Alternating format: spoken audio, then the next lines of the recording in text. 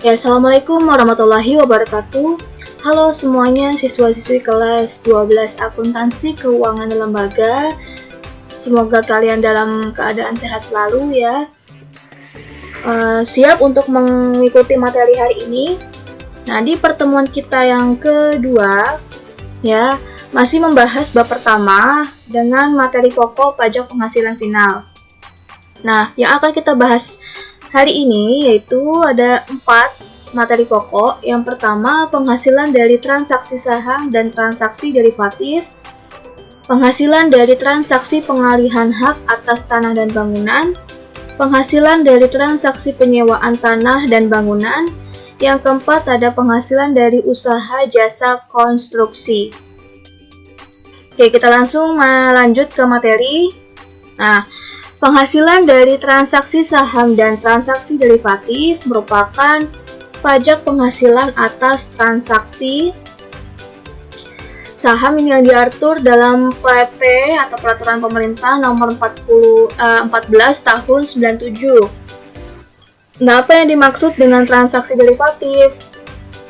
Transaksi ini merupakan transaksi yang didasari pada kontrak pembayaran yang nilainya merupakan turunan dari nilai instrumen, seperti suku bunga, nilai tukar, komoditas, dan ekuitas. Oke, lanjut di sini tarif pengenaan pajak atas transaksi derivatif. Ada 2, yang pertama, jika dipungut PPh yang bersifat final sebesar 0,1% dari jumlah bruto nilai transaksi penjualan. Yang kedua, pemilik saham dikenakan tambahan PPh atau pajak penghasilan sebesar 0,5% dari jumlah bruto nilai transaksi penjualan. Nah, itu yang dimaksud dengan tarif pajak transaksi derivatif ya, ada 2 pengenaan tarif pajaknya.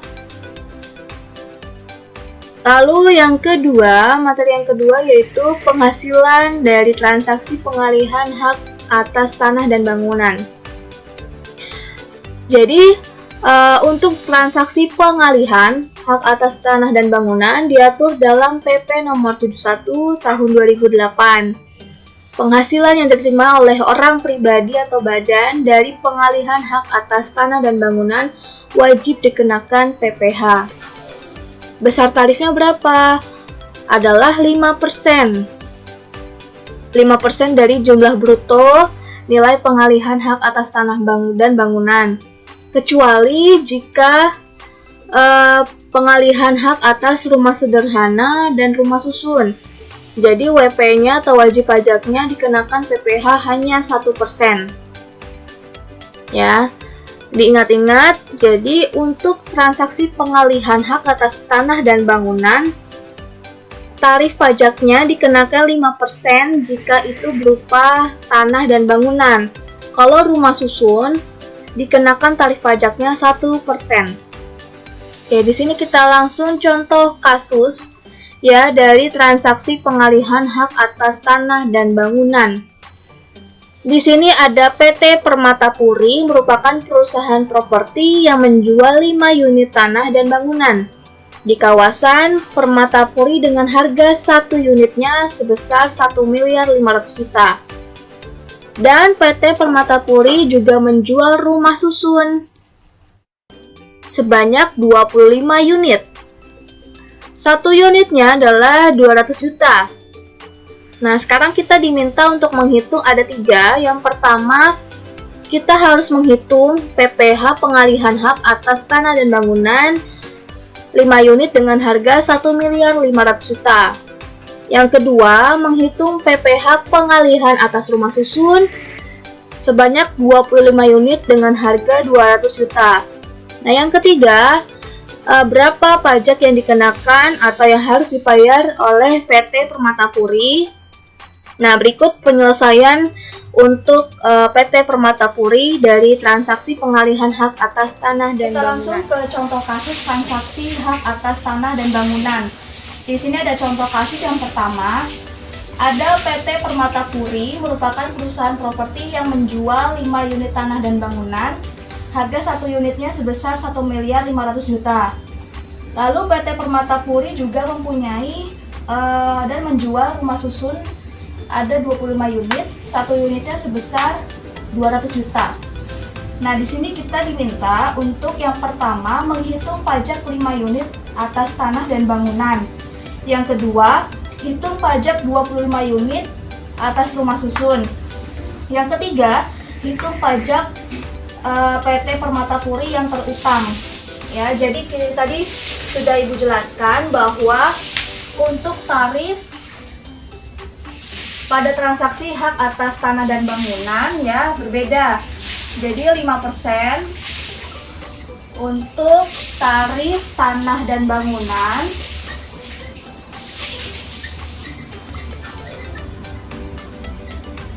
Kalau 1% itu untuk rumah susun. Jadi ada 2 bagian. Oke, kita langsung ke jawabannya.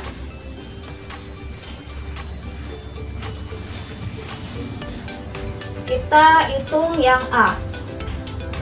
Hitung pajak 5 unit dan 5 unit tanah dan bangunan. Ya, kita hitung dulu per unitnya. Per unit. Karena ini tanah dan bangunan, maka 1 unit harganya tanah dan bangunan sebesar 1.500.000 juta. Jangan lupa tarifnya adalah untuk tanah dan bangunan 5%. Jadi 5% dikali 1 unit rumah susun seharga 1.500.000 juta. Berapa? 5% dari 1.500.000 juta adalah 75 juta. Nah, ini baru per unit karena kita diminta menghitung 5 unit. Jadi tinggal dikali aja. Ya, di sini. Jadi 5 unit sama dengan 5 dikali per unitnya harganya segini ya. 75 juta. Ketemu hasilnya. Jadi 5 unitnya seharga 375 juta. Oke, ini untuk yang A, pajak atas tanah dan bangunan. Sekarang kita menghitung yang B untuk pajak unit rumah susun. Ya, kita hitung kembali seperti ini. Yang B ya. Karena ini rumah susun, per unitnya kita hitung dulu. Tarif persennya berapa? 1%. Dikali harga per unitnya adalah 200 juta.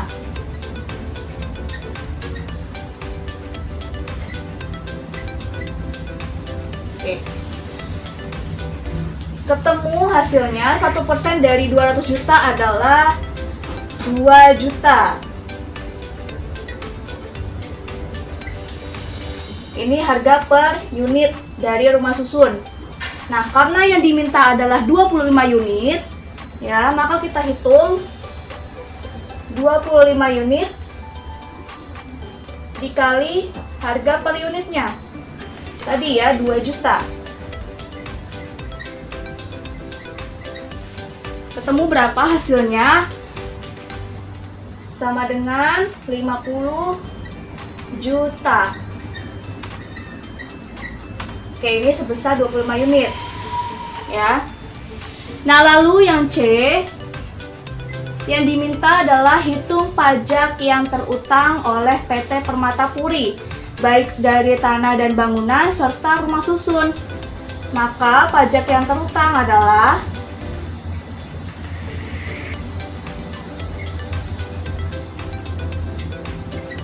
di sini sama dengan pajak dari tanah dan bangunan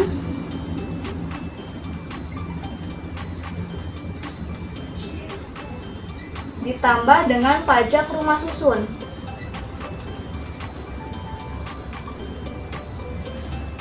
Yang 5 unit sama 25 unit ya. Tadi yang 5 unit yang ini ya sebesar 375 juta. Ditambah yang rumah susun, nah seharga 25 unitnya 50 juta. Ketemu hasilnya yaitu 425 juta. Nah, ini adalah pajak yang terutang yang harus dibayar oleh PT Permatapuri. Nah, itu tadi penjelasan dari transaksi hak atas tanah dan bangunan. Ke materi yang ketiga, di sini ada penghasilan dari transaksi penyewaan tanah dan bangunan.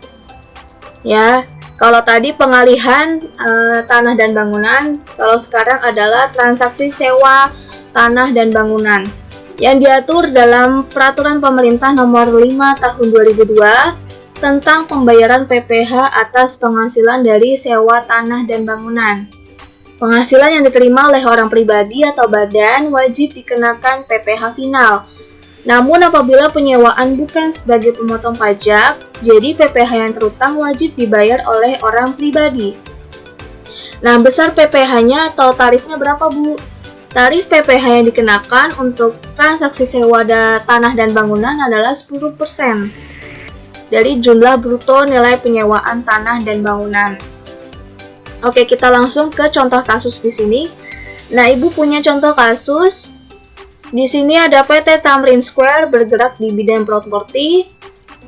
Selain menjual rumah, PT Tamrin Square juga menyewakan tanah dan bangunan.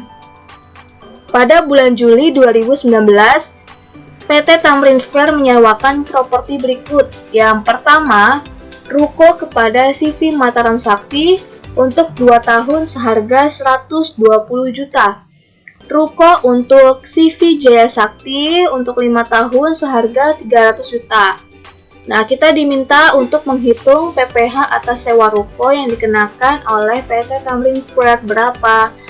Nah, kita langsung ke penyelesaiannya. Oke. Contoh kasus selanjutnya di sini materi transaksi penyewaan tanah dan bangunan. Tadi materi sebelumnya untuk contoh soal transaksi pengalihan yang 5% untuk tanah dan bangunan tarif pajak yang dikenakan dan 1% untuk rumah susun.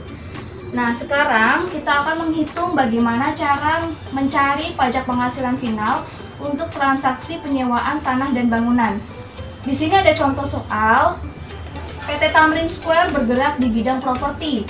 Selain jual rumah, PT Tamrin juga menyewakan tanah dan bangunan. Pada Juli 2019, PT Tamrin Square menyewakan properti sebagai berikut. Ada 2. Yang pertama, ruko di Jalan MT Haryono kepada CV Mataram untuk 2 tahun seharga 120 juta. Yang kedua, ruko kepada CV Jaya Sakti untuk 5 tahun seharga 300 juta. Nah, kita diminta untuk menghitung pajak penghasilan sewa ruko yang dikenakan oleh PT Tamrin Square. Nah, untuk kalian ingat-ingat, kalau untuk transaksi penyewaan sewa tanah dan bangunan, tarif pajak yang dikenakan adalah 10%. Nih, tarif pajak yang dikenakan adalah 10%. Oke, kita langsung menjawab soalnya.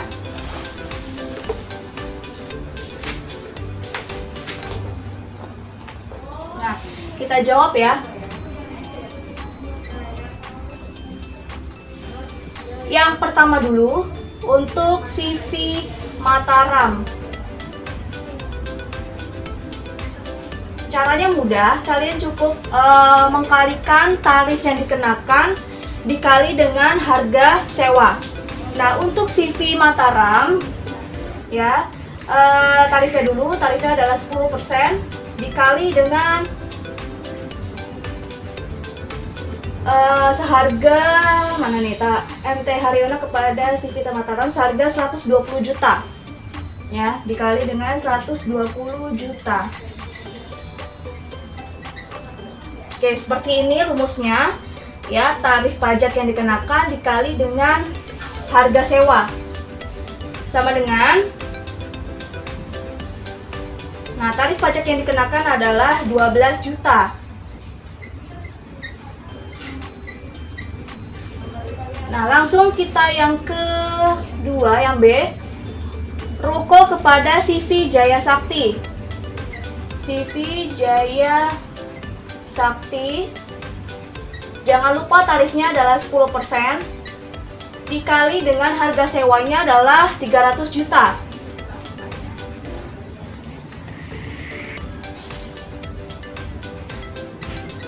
Oke, ketemu hasilnya adalah 30 juta.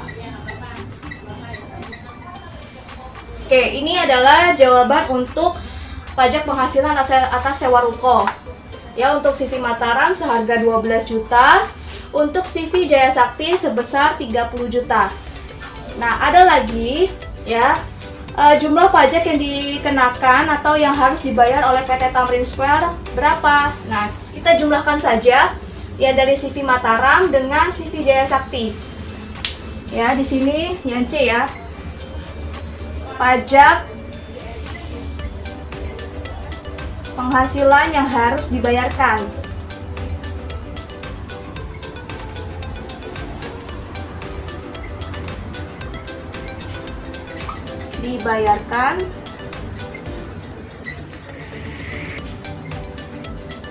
Kita jumlahkan saja untuk CV Mataram seharga 12 juta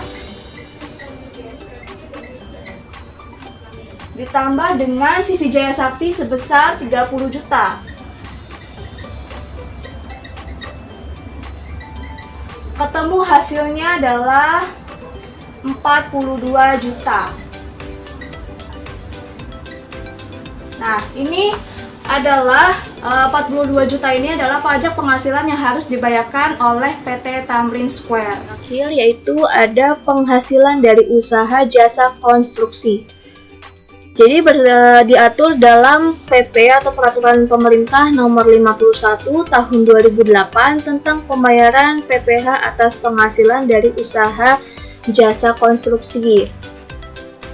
Nah, di sini ada istilah dalam jasa konstruksi, ada pekerjaan, pelaksanaan, perencanaan, dan pengawasan konstruksi. Lalu ada pengguna jasa, penyedia jasa, dan nilai kontrak jasa konstruksi. Nah, kita langsung ke tarifnya saja ya. Yang paling penting yaitu tarif PPh untuk usaha jasa konstruksi. Nah, di sini jika memiliki kualifikasi usaha, nah, bentuk pekerjaannya misalkan pelaksana konstruksi, klasifikasi usahanya kecil, maka tarif yang dikenakan adalah 2%. Kalau klasifikasi usahanya menengah dan besar, tarif yang dikenakan adalah 3%. Sifatnya final semua ya. Nah, bentuk pekerjaan, perencanaan, dan pengawasan, klasifikasi usahanya baik usaha kecil, menengah, sampai besar, tarif pengenaannya adalah 4%. Nah, di sini jika tarif PPh final untuk usaha jasa konstruksi yang tidak memiliki kualifikasi usaha, bentuk pekerjaannya pelaksanaan konstruksi, maka dikenakan tarif sebesar 4%. Jika bentuk pekerjaannya perencanaan dan pengawasan konstruksi, dikenakan tarif 6%. Oke, itu tadi sekilas materi kita hari ini ya, cukup banyak, maka kalian harus sering-sering latihan soal ya agar tidak lupa materi yang sudah kita bahas. Nah, terima kasih sudah menyimak video pembelajaran hari ini. Semoga kalian sehat selalu. Terima kasih. Wassalamualaikum warahmatullahi wabarakatuh.